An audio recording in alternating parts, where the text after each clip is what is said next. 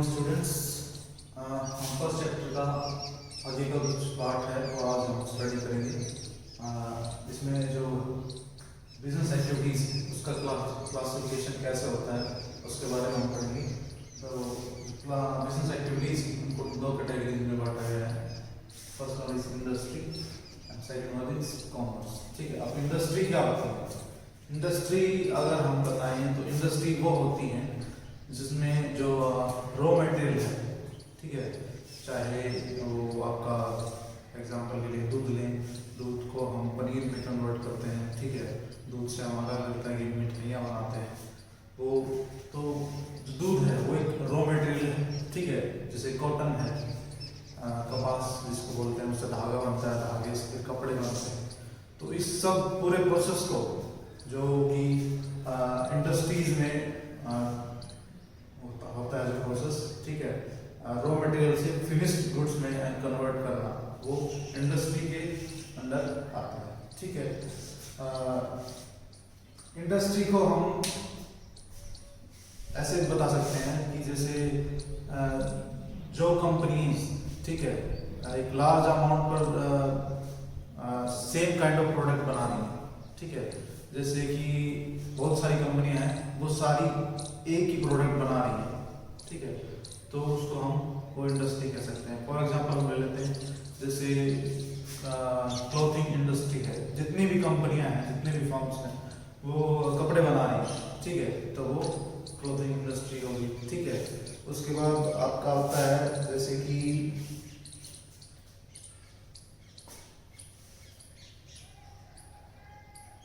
FMCG products जैसे बनाती हैं, जैसे फास्ट मूविंग कंज्यूमर गुड्स, जैसे जो हम डेली यूज में करते हैं, जैसे HUL है, हिंदुस्तान यूनिवर लिमिटेड, ITC है, ठीक है, और आपका प्रॉक्टर एंड गैम्बल है। ये तो काफ़ी इंडस्ट्रीज हैं जो सेम काइंड ऑफ प्रोडक्ट्स बनाती हैं, तो हम इनको FMCG इंडस्ट्रीज बुला सकते हैं।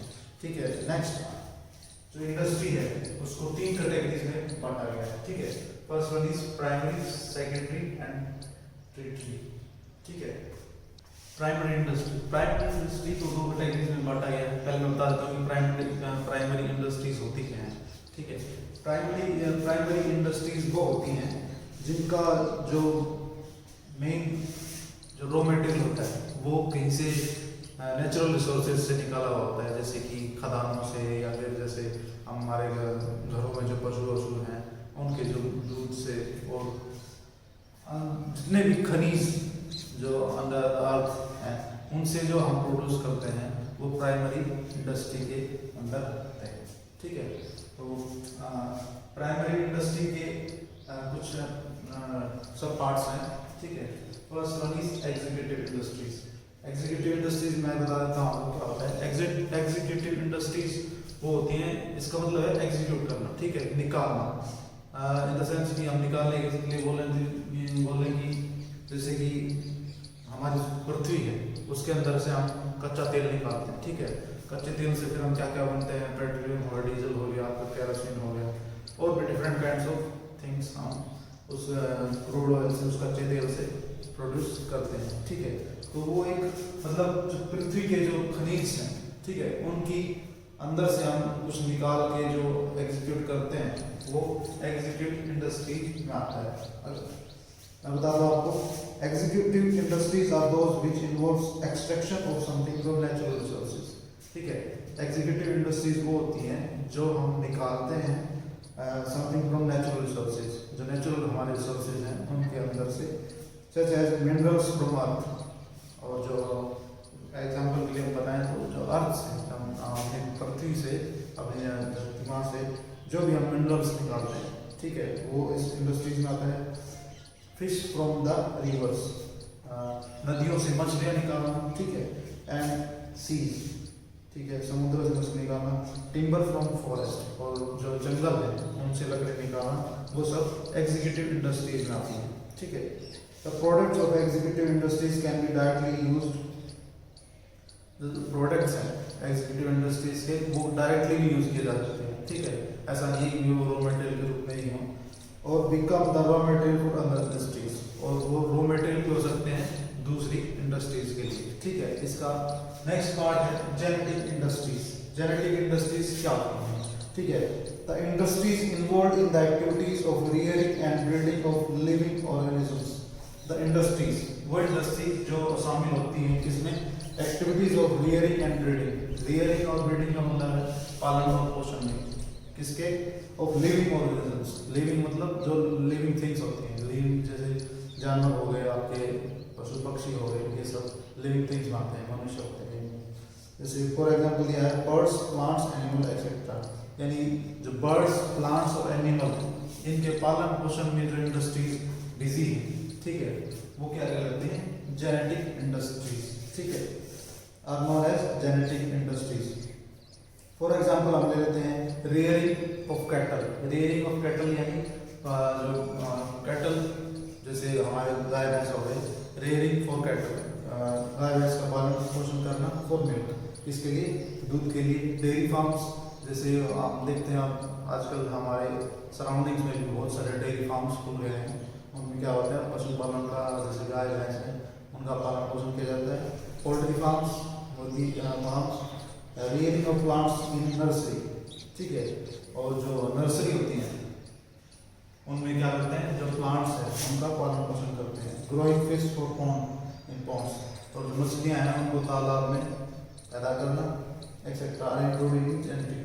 ये सब किस में आते हैं, जेनेटिक इंडस्ट्रीज में आते हैं। जेनेटिक इंडस्ट्री अगर हम एक शॉर्ट एंड स्वीट भाषा में समझें कि जेनेटिक इंडस्ट्री क्या होती है, जेनेटिक इंडस्ट्रीज वो होती हैं जो लिविंग थिंग्स, ठीक है, जो लिविंग थिंग्स के ब्रीडिंग और उसमें रियरिंग में इन्वॉल्व होती हैं, वो जेनेटिक इंडस्ट्रीज होती हैं, ठीक है। ये हो गया आपका सेकेंडरी इंडस्ट्रीज। सेकेंडरी इंडस्ट्रीज क्या होती हैं, सेकेंडरी इंडस्ट्रीज तो मेनली जो प्राइमरी इंडस्ट्रीज हैं उन पर डिपेंड होती हैं, ठीक है।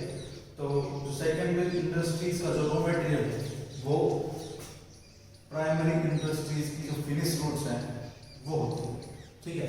क्या होती है, जो प्राइमरी इंडस्ट्रीज हैं उनका जो फिनिश्ड गुड्स है, यानी जो बन के गुड्स तैयार हो गया, ठीक है, वो सेकेंडरी इंडस्ट्रीज के लिए क्या है, रॉ मटेरियल, ठीक है। कुछ एक एग्जांपल लेते हैं, मैं बता देता हूँ सेकेंडरी इंडस्ट्रीज की डेफिनेशन क्या होती है। The secondary industry make use of product which are extracted and produced by primary industry. The secondary industry makes use of product, जो सेकेंडरी इंडस्ट्री है वो प्रोडक्ट्स यूज करते हैं जो कि फर्स्ट जो प्राइमरी इंडस्ट्री है उसके द्वारा बनाए हुए हैं, ठीक है, आज एज देयर रॉ मटेरियल रूप में, एंड प्रोड्यूस्ड फिनिश गुड्स, और जो रॉ मटेरियल को वो यूज करके फिनिश गुड्स में कन्वर्ट करते हैं। फॉर एग्जांपल कुछ एक एग्जांपल लेते हैं, जैसे माइनिंग ऑफ आयरन और is done in primary industries. जो माइनिंग ऑफ आयरन है यानी खदानों से आयरन निकालना, वो किस इंडस्ट्री में आता है, प्राइमरी इंडस्ट्री में आता है, ठीक है, primary industry. But still manufacturing is done in secondary industries. लेकिन जो आयरन जो निकाला है खदान से प्राइमरी इंडस्ट्री द्वारा, ठीक है, तो सेकेंडरी इंडस्ट्री का जो काम है वो क्या है कि उस जो आयरन खदान से निकाला है उसको स्टील में कन्वर्ट करना, ठीक है। But still manufacturing is done in secondary industry. लेकिन जो स्टील मैन्युफैक्चरिंग है वो सेकेंडरी इंडस्ट्री में किया जाता है। There are two kind of secondary industry. जो सेकेंडरी इंडस्ट्री है इसके दो प्रकार हैं, मैन्युफैक्चरिंग इंडस्ट्री, ठीक है, and constructive industry. Manufacturing industries क्या होती है, manufacturing industry, these industries are engaged in the process of conversion of raw material or semi finished goods into finished goods। ये वो इंडस्ट्रीज हैं जो बिजी हैं, ठीक है, in the process of conversion. किसमें, प्रोसेस ऑफ कन्वर्जन, यानी इस प्रोसेस में जो बदलता है ऑफ रॉ मटेरियल, उस रॉ मटेरियल को सेमी फिनिश गुड्स, और जो आधी अधूरी फिनिश गुड्स हैं, ठीक है, यानी पूर्ण रूप से जो फिनिश गुड्स नहीं बनी है उनको इनटू फिनिश गुड्स, उनको फिनिश गुड्स में यानी कंज्यूमेबल गुड्स में कन्वर्ट करने के लिए। These industries create foreign utility by changing the form of raw material into finished goods। These industries create foreign utility। ये इंडस्ट्रीज हैं वो फॉरेन यूटिलिटी में कन्वर्ट कर देती है by changing from the raw material to the finish goods. ठीक है, जो ये इंडस्ट्री है वो रॉ मटेरियल की जो फॉरेन है उसको कन्वर्ट कर देती है फिनिश गुड्स प्रोडक्ट्स में। For example timber is converted into furniture. जो टिम्बर यानी जो लकड़ी है उसको कन्वर्ट करती है किसमें, फर्नीचर में। ठीक है, आयरन इनटू स्टील, मैंने बताया था कि भाई आयरन हम निकालते हैं उसको स्टील में कन्वर्ट करती है, वो मैन्युफैक्चरिंग इंडस्ट्रीज होती हैं।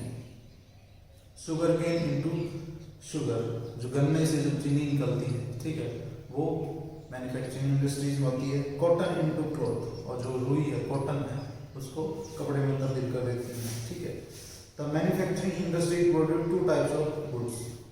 ठीक है, जो मैन्युफैक्चरिंग इंडस्ट्रीज हैं वो दो तरह की गुड्स बनाती हैं, कंज्यूमर गुड्स, ठीक है, और इंडस्ट्रियल गुड्स। कंज्यूमर गुड्स होती हैं वो the goods which can be directly consumed by the consumer are known as consumer goods. Consumer goods क्या होती हैं, जो कंज्यूमर के द्वारा डायरेक्टली कंज्यूम की जाए उनको हम कंज्यूमर गुड्स कहते हैं। ठीक है, industrial goods the goods which are produced for manufacturing consumer goods are known as industrial goods like machinery, equipment, tools, etc. which required to manufacture consumer goods. The goods which are produced for manufacturing consumer goods. तो industrial goods क्या होती हैं, ठीक है, the goods which are produced, goods वो वस्तुएं वो सामान जो बनाया जाता है for manufacturing consumer goods, consumer goods बनाने के लिए, यानी ऐसी गुड्स ऐसी गुड्स जो कंज्यूमर गुड्स बनाने में हेल्प करें। ठीक है, वो क्या कहलाती है, इंडस्ट्रियल गुड्स कहलाती हैं। नेक्स्ट है इसका कंस्ट्रक्टिव इंडस्ट्री। ये वो इंडस्ट्रीज हैं जो कंस्ट्रक्शन से रिलेटेड होती हैं, जैसे रियल एस्टेट डेवलपर्स होते हैं, जैसे बिल्डिंग बनाते हैं, रोड्स बनाते हैं। अगर हमने एक लाइव एग्जांपल लूँ तो एक L&T कंपनी है, अभी रिसेंटली जितने भी हमारे रोड्स बन रहे हैं वो L&T एक कंपनी है, वो बना रही है। ठीक है, तो L&T क्या है, कंस्ट्रक्टिव इंडस्ट्री है। ठीक है, हम जितने भी सिटीज में जाते हैं तो बड़े बड़े बिल्डिंग्स होते हैं, बिल्डिंग्स के ऊपर होता है डेवलपर्स का नाम, तो वो क्या है, कंस्ट्रक्टिव इंडस्ट्री। ठीक है, और जो कंस्ट्रक्टिव इंडस्ट्री है उनका जो रॉ मटेरियल है वो क्या होता है कि जैसे सीमेंट हो गया आपका, चिप्स हो गए, रोड़ी वगैरह है, ठीक है, आयरन हो गया, स्टील हो गया, ये सब कंस्ट्रक्टिव इंडस्ट्रीज हैं, उनके रॉ मटेरियल हैं। कंस्ट्रक्टिव इंडस्ट्रीज के जो भी फिनिश गुड्स हैं जितने भी, यानी हम कहें कि जो इंफ्रास्ट्रक्चर उन्होंने डेवलप किया है वो इमूवेबल है। ठीक है, उसको हम एक स्थान से दूसरे स्थान पे नहीं ले जा सकते। ठीक है, उसके बाद आता है टेरिटरी। ठीक है, टेरिटरी इंडस्ट्रीज क्या होती है, territory industry is a kind of service industry. हम इसको सर्विस इंडस्ट्री भी कहते हैं। वो क्यों कहते हैं, क्योंकि ये सभी तरह की सर्विसेज, ठीक है, प्राइमरी और सेकेंडरी इंडस्ट्रीज हैं उनको प्रोवाइड करते हैं। जैसे कि अगर हम उसके अकॉर्डिंग पढ़ें तो territory industry is concerned with providing services. ठीक है, टेरिटरी इंडस्ट्रीज है वो कंसर्न है फॉर प्रोवाइडिंग सर्विसेज, वो सर्विसेज प्रोवाइड करती है which facilitate a smooth flow of goods and services, जो मदद करती है smooth flow of goods and services, ताकि गुड्स और सर्विसेज हैं वो अच्छे तरीके से कंज्यूमर्स तक पहुंच सके और प्रोड्यूस हो सके। This industries help in the activities of the primary and secondary industry. जो ये इंडस्ट्री है वो हेल्प करती है, मदद करती है प्राइमरी और सेकेंडरी इंडस्ट्रीज को। In other words, the industry provide services which support the activities of primary and secondary industry. That is why it is also known as service industry, जो मैं बता चुका हूँ। The various type of services provided by territorial industries are, जो कौन सी services जो territory industry द्वारा provide की जाती हैं वो हम यहाँ पे लिखेंगे। ट्रांसपोर्ट जैसे it facilitate movement of goods from one place to another, ये एक स्थान से दूसरे स्थान पर वस्तुओं को लाने ले जाने के लिए हेल्प करता है। ट्रांसपोर्ट का काम भी ये होता है, आपको पता है। Banking provide credit facility to industries and trading firms, और बैंकिंग का काम क्या है कि जो भी ट्रांजैक्शंस हैं, ठीक है, इंडस्ट्रीज की, वो बैंक के थ्रू वो कर सकें और उनको क्रेडिट फैसिलिटी, यानी जो क्रेडिट फैसिलिटी मिलती है जैसे ऋण की सुविधा, वो इनको मिल सके। ठीक है, एंड ट्रेडिंग फर्म्स, और उन ट्रेडिंग फर्म्स को भी, ठीक है। Insurance providing coverage from various types of risk, जो भी इंडस्ट्रीज हैं हर तरह की उन सबको रिस्क होता है, ठीक है। Risk in the sense natural disaster हो गया या कुछ और, सुनामी आ गई या फिर भूकंप आ गया, उनसे उनका फायर हो गया, थेफ्ट हो गया, वो सब कवर होते हैं इंश्योरेंस के अंदर, ठीक है। कम्युनिकेशन इन द सेंस की आना जाना, ठीक है, एक दूसरी इंडस्ट्रीज का जो भी है आपस में कम्युनिकेशन होना जरूरी है, ठीक है। उसके बाद आता है advertising, providing information to the consumer, और जो गुड्स प्रोड्यूस की हैं, ठीक है, उनकी इंफॉर्मेशन कंज्यूमर तक पहुंचाना, वो टेरिटरी इंडस्ट्रीज में आता है, ठीक है। और इस टेरिटरी इंडस्ट्री को हम सर्विस इंडस्ट्री के नाम से भी जानते हैं, ठीक है। जो बिजनेस एक्टिविटीज है उसका सेकंड पार्ट है कॉमर्स। कॉमर्स क्या होता है, ठीक है, तो कॉमर्स के बारे में बताऊँ आपको। Commerce refers to all those activities, commerce है उन सभी एक्टिविटीज को रेफर करता है विच हेल्प डायरेक्टली, जो डायरेक्टली और इनडायरेक्टली दोनों तरीके से हैं, डायरेक्टली और इनडायरेक्टली इफेक्ट करता है in the distribution of goods to the ultimate consumer. Directly distribution of goods, जो गुड्स हैं उनको डिस्ट्रीब्यूशन में यानी उनको कंज्यूमर तक पहुंचाने में ये अल्टीमेट रोल प्ले करता है। There will be no use of producing goods unless and until these goods reach the ultimate consumer. There will be no use of producing goods को प्रोड्यूस करने का कोई फायदा नहीं है अनलेस एंड अनटिल, जब तक these goods reach the ultimate consumer, जब तक वो अल्टीमेट कंज्यूमर तक नहीं पहुंच जाती हैं। तो उस गुड्स का प्रोड्यूस करने का कोई यूज नहीं है, कोई फायदा नहीं है जब तक वो कंज्यूमर तक ना पहुंचे, ठीक है। Goods are produced at one place, जो गुड्स हैं वो एक प्लेस पे प्रोड्यूस की जाती है, यानी जो प्रोड्यूसिंग इंडस्ट्रीज है उसके अंदर प्रोड्यूस की जाती है। And consumer are scattered at different places, लेकिन जो कंज्यूमर है वो डिफरेंट प्लेसेस पे बिखरे हुए हैं, यानी अलग अलग जगह पे हैं, जबकि जो गुड्स हैं वो एक प्लेस पे बनाई जाती है, ठीक है। फॉर एग्जांपल हम ले लेते हैं जैसे किसी भी गाड़ी का एग्जांपल लेते हैं, जैसे मारुति का प्लांट है मानेसर में, ठीक है, और जो मारुति गाड़ी है, यानी जो मारुति जो भी गाड़ियाँ बनाती है उसके जो यूज़ है वो ऑल ओवर इंडिया बहुत सारी जगह पे हो रहा है। तो जो कंज्यूमर है वो डिफरेंट प्लेसेस पे, लेकिन जो गुड्स हैं जो प्रोड्यूस हो रही हैं वो एक जगह पे हो रही है, ठीक है। The consumer are not aware of what kind of goods are produced by the manufacturer, जो कंज्यूमर है वो अवेयर नहीं है कि जो प्रोड्यूसर है वो किस तरह की गुड्स प्रोड्यूस कर रहा है, किस तरह का सामान वो बना रहा है, कंज्यूमर अवेयर नहीं है। Goods are produced in a large quantity and demanded by the consumer in small quantity, जो गुड्स हैं वो एक बहुत सारे मतलब बहुत ज़्यादा मात्रा में बनाई जाती हैं, लेकिन जो कंज्यूमर है वो उसको तो एक ही चाहिए। तो आपने गाड़ी का एग्जाम्पल दिया, मारुति इंडस्ट्री है, ठीक है, वो बहुत सारी गाड़ियाँ बनाती हैं डेली, लेकिन जो एक कंज्यूमर है उसको तो सिर्फ एक ही चाहिए, वो बहुत सारी गाड़ियाँ करेगा। जैसे आप कंज्यूमर हो, आप घर में एक ही गाड़ी चाहिए, लेकिन जो मारुति इंडस्ट्री है वो बहुत सारी मारुति कार्स बना रही है, ठीक है। All these problems, the hindrance of places, hindrance of knowledge, hindrance of storage, etc. are solved by commerce. जितने भी ये समस्याएं हैं, जैसे hindrance of place यानी स्थान का चुनाव, ठीक है, जो भी hindrance of knowledge, जो भी कंज्यूमर है उसको नॉलेज नहीं है प्रोडक्ट के बारे में, किस तरह का प्रोडक्ट है। hindrance of storage, और जो भी स्टोरेज रिलेटेड बाधाएं हैं उनको सोल्व बाय कॉमर्स, किसके द्वारा सोल्व की जाती हैं, कॉमर्स के द्वारा, ठीक है।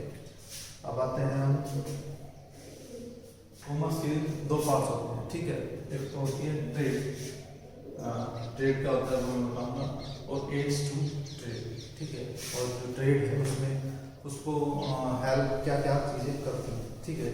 तो ट्रेड में बता दो आपको, trade is an integral part of commerce, integral part of commerce. जो ट्रेड है वो इंटीग्रल पार्ट ऑफ कॉमर्स है। It refers to buying and selling of goods and services, it refers to buying and selling of goods and services. The trade segment of commerce brings together the manufacturer and the consumer. The trade segment, जो trade segment है वो consumer और जो producer है, ठीक है, या manufacturer है, उसको एक साथ लेके आता है। Traders act as a link between manufacturer and consumer. जो ट्रेड है वो कंज्यूमर और जो मैन्युफैक्चरर है उसके बीच में लिंक क्रिएट करता है, ठीक है। In the absence of traders and manufacturers will have to search for consumer। in the absence of traders, अगर ट्रेडर्स नहीं होंगे तो जो मैन्युफैक्चरर्स है, ठीक है, will have to search for consumer, उनको कंज्यूमर्स के लिए खोजना पड़ेगा। and the consumer will have to search for the manufacturer, और as well as जो कंज्यूमर है उसको भी, जो मैन्युफैक्चरर है उसको भी खोजना पड़ेगा। Trade can be classified into two types. जो ट्रेड्स हैं उसको दो पार्ट्स में डिवाइड किया हुआ है, internal trade and external trade. Internal trade and external trade. अब इंटरनल ट्रेड क्या होता है? Internal trade refers to buying and selling of goods and और services within the geographical boundaries of the country. Internal trade वो होता है जो अपने कंट्री के अंदर जो ट्रेड किया जाता है, ठीक है, वो इंटरनल ट्रेड कहलाता है। Buying and selling of goods and service, जो यानी इंडिया के अंदर एक ज्योग्राफिकल बाउंड्री है उसके अंदर जो गुड्स एंड सर्विसेज का एक्सचेंज या परचेज एंड सेल किया जाता है वो इंटरनल ट्रेड कहलाता है, ठीक है। It also known as home trade, इसको हम होम ट्रेड भी कहते हैं। Under internal trade goods and services are brought and sold in the home currency only. जो इंटरनल ट्रेड है उसके अंदर goods and services are brought, goods और सर्विसेज वो खरीदी जाती हैं एंड सोल्ड और बेची जाती हैं इन द होम करेंसी ओनली, जो उस पर्टिकुलर कंट्री की जो करेंसी है उसके अंदर ही वो खरीदी और बेची जाती हैं। तो internal trade can B of to types. जो इंटरनल ट्रेड है वो दो प्रकार का हो सकता है, wholesale trade and retail trade. अब होलसेलर ट्रेड और रिटेल, होलसेल और रिटेलर आपने सुना होगा, जैसे कि एक होलसेलर की शॉप होती है, एक रिटेलर की शॉप होती है। होलसेलर वो होता है, ठीक है, होलसेलर के बारे में बताऊँ, जैसे आपके बस स्टैंड पे या कहीं भी आपके ग्राम मोहल्ले में कोई छोटी दुकान होगी, ठीक है, जैसे एक बच्चों की दुकान लगा लेते हैं हम, तो वो एक क्या है, एक रिटेलर। रिटेलर जो होलसेलर है उससे गुड्स और सर्विसेज लेता है, ठीक है, और जो होलसेलर है वो डायरेक्ट मैन्युफैक्चरर से गुड्स एंड सर्विसेज लेता है। तो ये डिफरेंस है। अगर हम इसकी कॉमर्स की भाषा में देखें तो क्या होता है, wholesale trade it refers to buying and selling of goods and services in large quantity. जो होलसेल ट्रेड होती है वो buying and selling of goods वो एक लार्ज क्वांटिटी में होती है, ठीक है। तो होलसेलर होता है वो बहुत ज़्यादा मात्रा में गुड्स एंड सर्विसेज परचेज करता है मैन्युफैक्चरर से। The wholesale seller buy goods directly from the manufacturer, manufacturer से डायरेक्टली परचेज करता है and sell these goods to the retailer.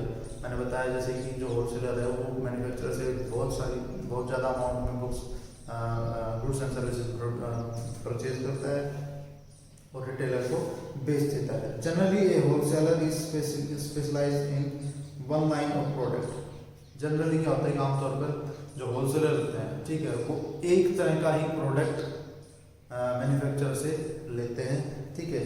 He maintains a large stock, वो हमेशा एक लार्ज स्टॉक मेंटेन करके रखता है। He buys goods for cash from manufacturer and sell credit to retailers. वो कैश में होलसेलर है, जो होलसेलर है वो मैन्युफैक्चरर से कैश में खरीदता है, ठीक है, and sell on credit to retailer. जो रिटेलर है उसको उधार पे दे देता है कि भाई आपका बिक जाए तो आप मेरे पैसे दे देना। A large amount of capital is required in the wholesale trade. जो होलसेल ट्रेड है उसमें जो कैपिटल यानी जो पूंजी है वो बहुत ही ज़्यादा मात्रा में चाहिए होती है, क्योंकि जो होलसेलर, मैंने बताया आपको कि होलसेलर है वो मैन्युफैक्चरर को बाय मेकिंग पेमेंट, ठीक है, गुड्स एंड सर्विसेज परचेज करता है, जबकि वो रिटेलर को उधार में दे देता है, ठीक है। अब रिटेल ट्रेड क्या होता है, ठीक है, वो मैं बता देता हूँ। It refers to buying and selling of goods and services in small quantities. It refers to buying and selling of goods and services in small quantities, ठीक है। ये जो रिटेलर होते हैं, रिटेल स्टोर जो होते हैं, वो गुड्स एंड सर्विसेज को स्मॉल अमाउंट में बेचते हैं, ठीक है। The retailer buy goods from the wholesaler. जो रिटेलर है वो गुड्स एंड सर्विसेज होलसेलर से परचेज करता है and sell these goods to the ultimate consumer. और जो गुड्स है उनको अल्टीमेट कंज्यूमर तक भेज देता है। The retailer has to maintain a variety of goods. जो रिटेलर होता है उसको बहुत सारा सामान रखना पड़ता है। होलसेलर है वो एक तरह का प्रोडक्ट रखते हैं, जैसे कि होलसेलर हम बोलते हैं थोक विक्रेता, ठीक है। चाहे वो किसी भी इंडस्ट्रियल गुड्स का हो, चाहे कंज्यूमर गुड्स का हो, वो सब होते हैं। एक्सटर्नल ट्रेड, रिटेलर हमने करवा दिया, होलसेलर हमने करवा दिया, अब आता है एक्सटर्नल ट्रेड। एक्सटर्नल ट्रेड क्या होता है? It refers to buying and selling of goods and services beyond the geographical limits of the country. It refers to buying and selling of goods. It refers to buying and selling of goods. Selling or purchasing and selling of goods, services beyond the geographical boundary. जो geographical limits हैं, boundaries हैं, उनके बाहर जाके कोई trade करता है, वो किसमें कहलाता है? एक्सटर्नल ट्रेड में कहलाता है। It is also known as trade between two or more countries. ये वो ट्रेड होता है जो एक से अधिक कंट्रीज के बीच में होता है, ठीक है। इन external trade the market is very wide. जो एक्सटर्नल ट्रेड है उसमें जो मार्केट है वो बहुत ही बड़ा होता है। External trade enables the businessman to use the resources of their country in a competitive way. जो external trade enables the businessman, जो एक्सटर्नल ट्रेड्स है वो उस बिजनेसमैन को